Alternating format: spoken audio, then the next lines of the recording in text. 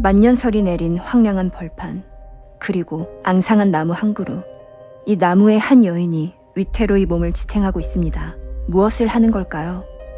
활처럼 꺾인 몸은 속이 다 비치는 얇은 천으로 겨우 감쌌죠. 하지만 이미 온몸을 파고든 매서운 추위에 여인은 고통받고 있을 겁니다. 활짝 드러난 여인의 가슴이 보이죠.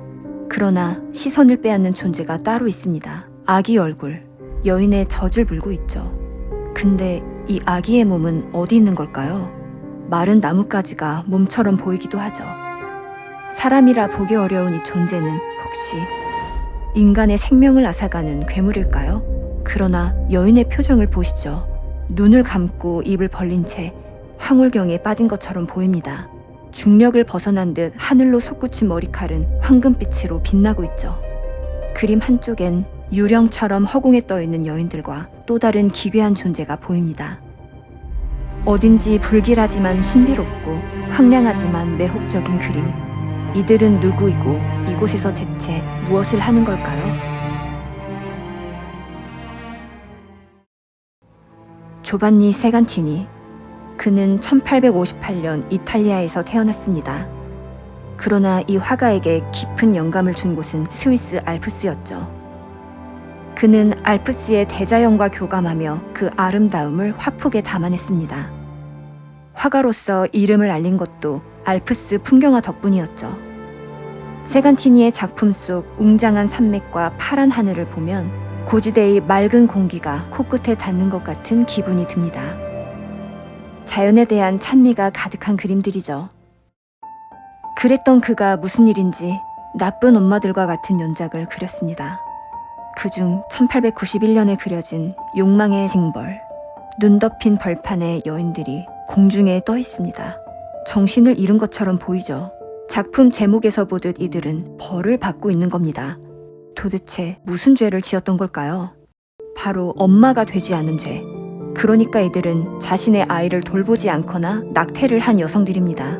어머니로서의 책임 또는 운명을 거부한 것이죠. 세간티니는 생각했을 겁니다. 욕망을 탐닉해 아이를 가졌지만 그 아이를 책임지지 않은 여성은 징벌해야 한다고. 그리하여 이 어머니들은 알프스를 떠도는 영혼이 되어 화가가 내린 형벌을 받고 있죠. 당시 낙태를 금지하고 모성애를 강조하던 기독교적 시대상을 고려하면 그림의 주제의식은 이해가 갑니다. 하지만 궁금하기도 하죠. 세간티니는 왜 이렇게까지 그녀들에게 벌을 주려 했을까요? 세간티니의 과거 시절로 갑니다. 그가 태어나던 해 7살이었던 형이 화재로 목숨을 잃습니다. 이에 깊은 우울증에 걸린 어머니는 유일한 아이가 된 세간티니를 돌보지 않았죠. 일도 하지 않아 가난을 피할 수 없었습니다. 그러나 세간티니에게 굶주린 배보다 더 고통스러운 건 어머니의 사랑이 채워지지 않는 마음이었을 테죠. 그리고 그가 겨우 7살이던 어느 날 어머니는 세상을 떠나게 됩니다. 노점상인 아버지가 있었지만 자주 집을 비웠고 세간티니를 배다른 누나에게 맡긴 뒤 일을 하러 집을 떠났죠. 그리곤 아버지마저 숨을 거두게 됩니다. 세간티니에게 남겨진 건 처절한 가난뿐이었죠. 다정한 손길과 보살핌 대신 상실을 먼저 겪은 어린 세간티니. 밀려온 불행을 미처 소화하지 못한 마음은 어느덧 분노가 되고 그 분노는 자신을 돌보지 않았던 어머니에게 향했을지 모릅니다. 그리고 더욱 커져버린 미움은 모성애를 거부한 모든 여인에게까지 향했을 테죠. 욕망의 징벌을 그린 지 3년이 지난 1894년 세간티니는 작품 나쁜 엄마들을 완성합니다. 여기선 아이에게 젖을 먹이고 있죠. 비록 춥고 황량한 벌판에 서이지만 말이죠. 이 작품의 미스터리는 이러했습니다. 그림의 등장인물은 인간을 괴롭히는 괴물과 희생자가 아닌 버림받은 아이와 그 아이를 버린 어머니였던 거죠. 사랑받지 못한 유년 시절과 어머니를 잃은 트라우마 때문이었을까요? 세간티니는 그 기억에서 비롯된 감정을 이토록 기이하고 아름다운 그림으로 표현했죠. 그런데 작품을 찬찬히 보고 있으면 이런 생각이 듭니다. 세간티니는 정말 어머니를 벌하고 싶었던 걸까? 하고 말이죠. 화가의 어린 시절로 다시 돌아가 보려 합니다. 세간티니가 태어난 곳은 이탈리아 북부에 위치한 아르코였죠. 당시 이곳은 오스트리아 제국의 영토였어요. 세간티니와 함께 살았던 이복 누나는 한여일로 간신히 생계를 유지했는데 돈을 더 벌기 위해 세간티니와 이탈리아 밀라노로 떠나기로 합니다. 그러나 문제가 생겼죠. 이들은 이탈리아 시민권이 필요했지만 이복 누나의 착오로 인해 기존 오스트리아 시민권을 포기 신청 후 이탈리아 시민권을 신청하지 않았던 겁니다. 이에 둘은 무국적자가 되고 말았죠. 그러나 다른 선택지는 없었습니다. 살아야 했기에 밀라노로 향했죠.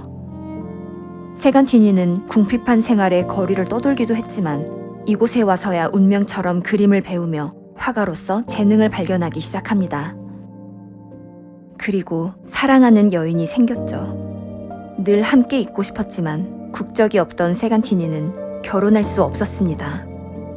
더구나 법적 혼인 없이 동거를 용납하지 않았던 당시 교회법에 따라 이 둘은 도망치듯 거처를 자주 옮겨야 했죠.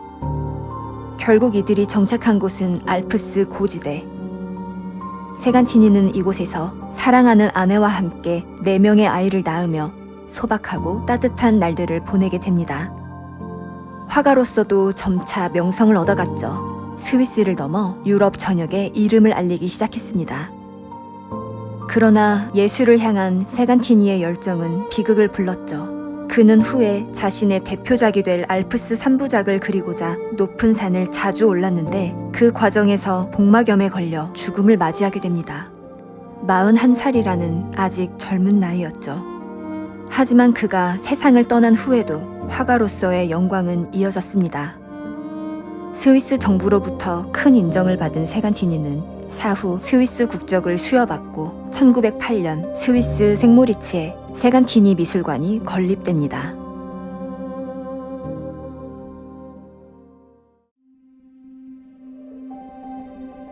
눈 덮인 땅 알프스. 세간티니에게 의미가 남다른 곳이죠. 부모도 국적도 없던 그에게 사랑하는 이들과 머물 공간을 내어주었고 샘솟는 예술적 영감을 주었으니까요. 죽기 전 나는 내 산을 보고 싶다는 말을 남길 만큼 그곳을 사랑했죠. 화가는 그 소중한 곳으로 자신의 작품 속 알프스로 어머니를 초대했습니다. 사실 이 작품을 처음 마주한 이들이 목격하는 건 징벌의 현장이죠. 기묘한 분위기 속 죄와 벌의 무게를 다루는 자세가 진지해 보입니다. 그러나 이 그림은 나무 위의 여성을 모티브로 하는 세간티니의 4개의 작업 중 마지막 작품으로 모자에 따스한 사랑이 머무는 두 작품을 보면 나쁜 엄마들에 담긴 세간티니의 속마음이 읽히는 것 같습니다. 그가 진정 그리고자 했던 건 나뭇가지라는 탯줄로 연결된 어머니와 자녀의 깊은 교감의 순간 아니었을까요? 어머니로부터 애정어린 보살핌을 바라왔던 세간티니의 오랜 소망이 그림에 숨겨져 있는 것 같습니다. 한편 나쁜 엄마들 연작에는 기독교적 윤리관과 함께 불교의 세계관이 융합돼 있죠. 세간티니는 이 작품을 만들 당시 이탈리아의 대본 작가 루이지 일리카의 시 열반에서 영감을 얻었는데 열반은 탐욕, 괴로움 등의 번뇌가 사라진 상태를 뜻하는 불교 용어입니다. 다시 말해 이 작품은 어머니로서의 운명을 받아들인 여성이 평안에 다다른 모습을 보여줍니다. 무정했던 어머니를 벌하고 싶었던 세간티니. 하지만 결국 그는 어머니의 영혼에 평온을 주었죠.